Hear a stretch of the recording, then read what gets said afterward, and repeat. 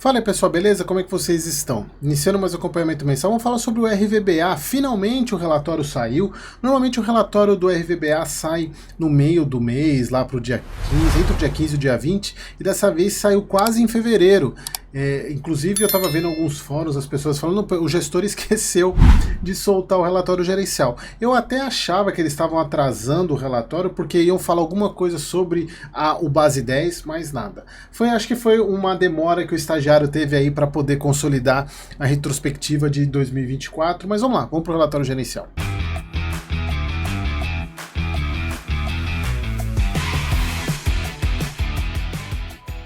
Então vamos lá, relatório agora de dezembro de 24, a gente está em fevereiro, né? Mas foi o que tem para hoje, ele saiu quase que em fevereiro, relatório de dezembro. O fundo deixa eu pegar aqui. Não, ainda não tem, porque eu não sei se vocês já viram o vídeo, eu não sei se esse vídeo está saindo depois ou antes de quarta-feira, porque teve a questão da Anbima, na mudança dos nomes. Se vocês não assistiram, assistam esse vídeo, principalmente porque ele já pode ser chamado um fundo de varejo. Né? Já tem a característica para fundo de varejo, perfil de gestão ativa, não sei se ele já, eu precisava ver, não, acho que no informe ainda não tem, porque acho que nenhum fundo mudou ainda. Mas se vocês não sabem do que eu estou falando, assistam o vídeo de quarta que vocês vão entender. Aqui a carteira de ativos da Rio Bravo. Portfólio Core para varejo. Aqui o fundo hoje com 83 imóveis, ele encerra o ano com 83 imóveis, 302 mil metros quadrados de ABL. Aí vocês entendem aqui que são imóveis pequenos, né? Não é um fundo, é um fundo de renda urbana, mais voltado para o varejo, muita agência bancária, são áreas pequenas, por isso que você tem 83 imóveis com uma área não tão grande assim. 17 inquilinos, vacância física de 4,8, muito pequena. Distribuição de 90 centavos é o que deve ser, é o que é para esse semestre, provavelmente. Cota de mercado, fechamento 89, deixa eu ver aqui. Quanto que fechou hoje? RBVA. 78,89, caiu bastante. Não, caiu bastante. Caiu bastante. Mas é o que eu falo para vocês, né? A gente está falando aqui de praticamente um mês e meio do fechamento. Então, quer dizer, um mês e meio, não, um mês e 10 dias é muito tempo, né? Então, passou muita coisa, passou muita água. Já teve a reunião do Copom, com aumento de 1%. Então, infelizmente, é o que temos para hoje. Deixa eu ver aqui. Sobre os destaques do mês, distribuição de 90 centavos, dividend yield analisado de 12,1, com o preço atual, dá bem mais do que 1%. Deve dar 1,2. Se a gente for pegar aqui, vamos fazer a continha aqui só para vocês verem. 0,9 não, é 90. 9 dividido por, esqueci, 78,89. 78,89. A gente está falando aí de 1,15%. É bem, né? Bastante coisa. Bastante coisa para um fundo que está indo super bem. Bastante coisa. 210, resumo de 24, 210 milhões em venda, lucro de 65 milhões, locação para 5 novos inquilinos, atualizações desse mês de dezembro, uma nova locação para conveniência e reavaliação patrimonial. Vamos lá. O fundo ele teve um resultado grande, né, de 1,41, distribuição de 90 centavos, e aqui sobre o ano, né, ele fala sobre toda essa mudança. Eu não vou passar aqui, eu vou dar um overview para vocês aí, para quem acompanha já deve saber. Essa mudança, acho que a grande mudança do RVBA, principalmente nesse ano, inclusive com a própria incorporação do RBED, das compras das lojas pernambucanas, que ele fez deu uma de HGRU, comprando lojas no atacado, foi essa diminuição da concentração de agências bancárias, que era o grande gargalo desse fundo. Ele era um fundo há 5 anos, 4, 5 anos, um fundo 100% agência bancária, principalmente Caixa, Santander, e hoje 36% apenas do fundo são agências bancárias. Então ele se transformou num fundo de fato varejo, sem contar que ele teve, além de vendas de lojas, ele transformou agências bancárias em varejo, que era uma das grandes questões. Isso eu lembro, pessoal, há um tempo. Não sei se vocês já investiram ou conhecem, né, o BBPO, que é um fundo de agência do Banco do Brasil. E eu lembro na época que ele pagava muito dividendo, muito rendimento, e eu já falava, principalmente nessa questão, quando começou os bancos digitais a crescerem, que seria uma tendência natural esse tipo de fundo acabar. Por quê? Você tem muita agência. Eu aposto com vocês aqui, quem está assistindo, no centro da sua cidade, como era há uns 5 anos ou 4 anos em termos de agência bancária e como é hoje. Eu moro aqui no Rio, todas as agências ali da Rio Branco, praticamente todas fecharam. Tem uma ou outra ali que continua, porque, é claro, ainda precisa de agência bancária. Então, uma das grandes questões para esses fundos que eram fundos de agência bancária é como seria a adaptação ou essa questão do fechamento das lojas. E o RVBA mostrou que dá. Que você tendo locais, claro, tem alguns locais que de fato não sei como é que o fundo vai fazer, ou ele vai continuar mantendo como agência bancária. Mas a grande parte são localizações boas e o fundo conseguiu vender os ativos ou transformar os ativos em varejo de rua.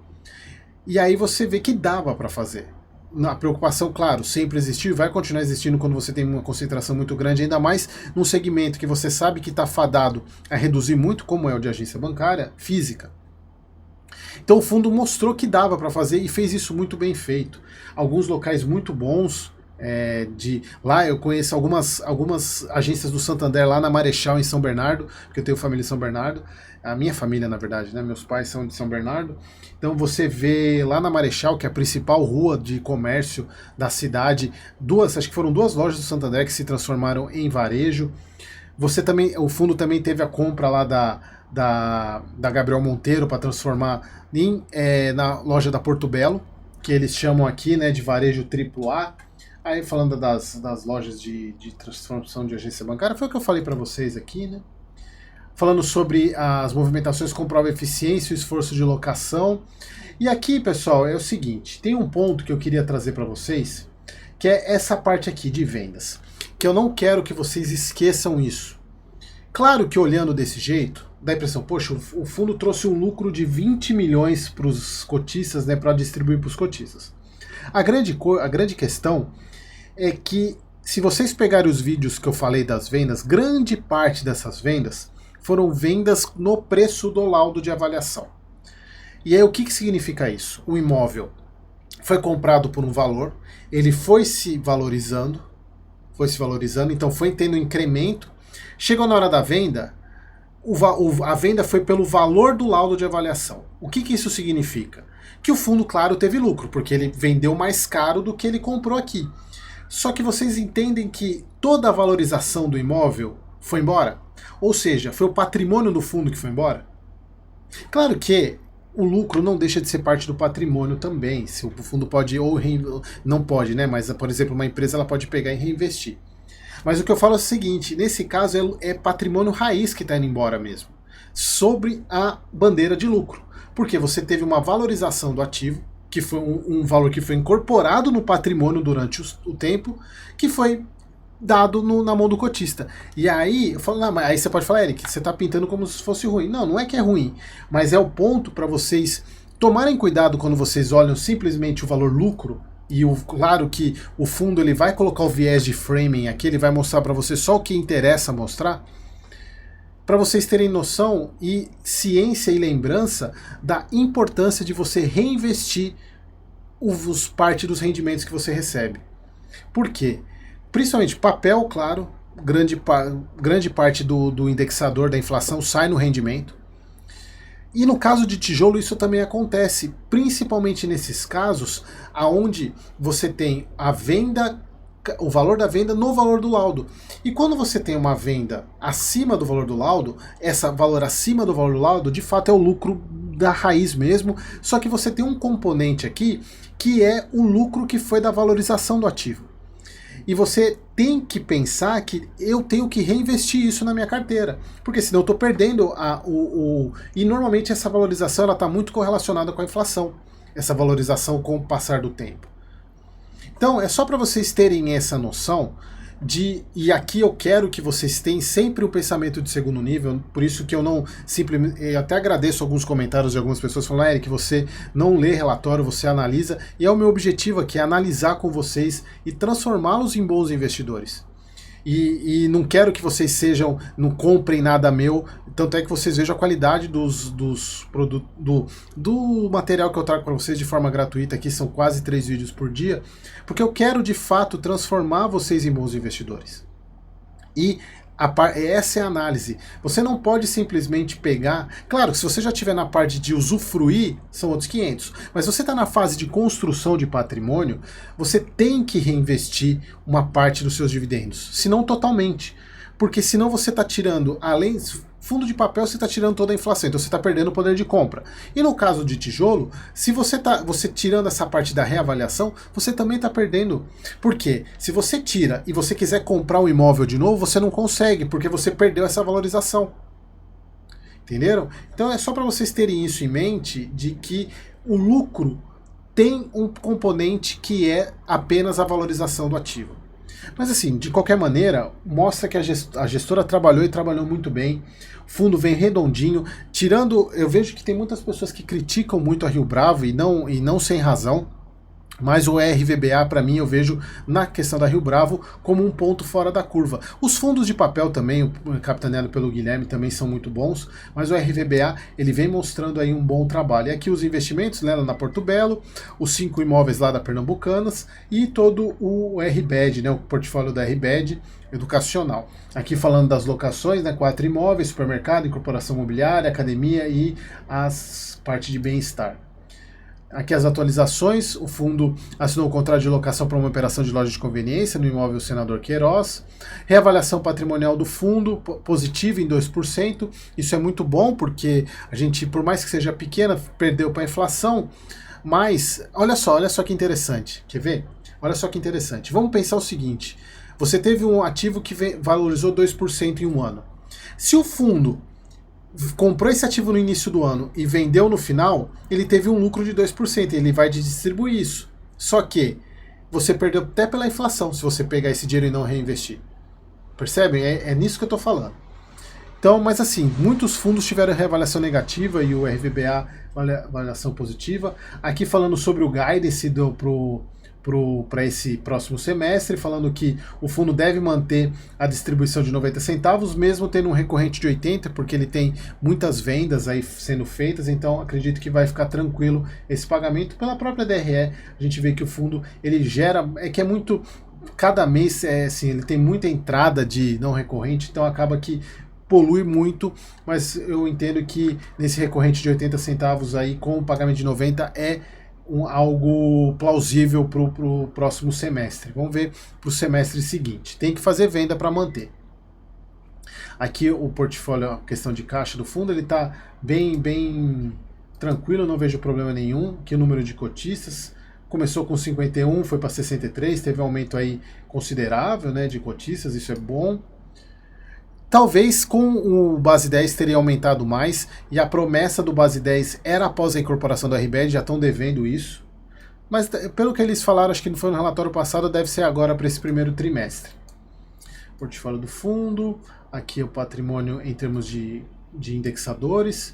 Caixa ainda é o grande receita, mas veja como caiu bastante, né? Mas ainda bancário é o que mais tem, mas mesmo assim diminuiu muito. Aqui a gente vê o cronograma de vencimento, são poucas coisas vencendo agora no começo, tem bastante coisa lá em 2029 é que tem a maior parte. Aqui a locação por ativo, todos os ativos do fundo. Aqui, isso aqui, pessoal, é algo que eu venho cobrando em todos os outros fundos, tanto a LZR, quem mais? O LZR, o GGRC. É isso que eu quero, pessoal. Na verdade, eu não sou cotista dele, mas isso é muito bom, porque você consegue ver pelo caixa que o fundo tem, quanto que ele tem de disponibilidade para pagar, quanto tempo ele vai ter, quanto tempo ele vai precisar fazer uma emissão ou vender algum ativo. Isso é muito importante. E aqui, algo que não precisava nem escrever, a gestão entende o custo de alavancagem como um ativo para o fundo, dadas as taxas que foram pactuadas. A gestão não vislumbra pré-pagamento de CRI, mas nem louco fazia pagamento disso. Imagina, IPCA mais 4,48, sendo que a gente pega prazo similar IPCA mais 7. Não tem sentido nenhum fazer, de fato, a gestora. Isso aqui, de fato, é um ativo mesmo. essa alavancagem é um ativo.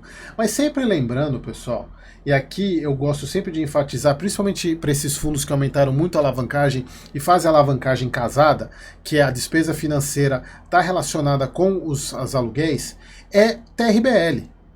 Você ter um CRI que tem até então o correio, a gente não teria problema nenhum com o correio, é ele que paga o aluguel, parte do aluguel vai para pagar a despesa financeira, ele parou de pagar, quem assume a despesa financeira? A dívida está lá, meu amigo.